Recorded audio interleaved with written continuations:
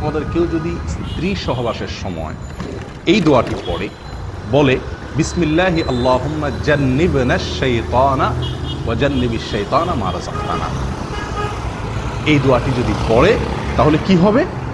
ফাকুদিয়া বাইনাহুমা ওয়ালাদ, এই মিলনের ফলে যদি কোনো সন্তান আল্লাহ তাআলা তাদেরকে দান করেন তাহলে লাম ইয়াদুররুহু শায়তানুন আবাদা, কখনোই শয়তান ওই শিশুর ক্ষতি করতে পারে। শয়তান এর ক্ষতি থেকে ওই শিশুটা সুরক্ষিত হয় যদি বাবা মা এই দোয়াটি পড়ে থাকে। দোয়ার অর্থ কি? আল্লাহুম্মা জান্নিবনাশ শায়তানা, আল্লাহ আমাদেরকে শয়তান থেকে আপনি হেফাজত করেন, নিরাপদে রাখেন। ওয়া জান্নিবিশ শায়তানা মা রাযাকতানা, আর আমাদেরকে যে শিশু, যে সন্তান আপনি দিবেন, রিজিক হিসাবে দান করবেন, সেই শিশু, সেই সন্তানকেও আপনি শয়তানের আক্রমণ থেকে হেফাজত করবেন।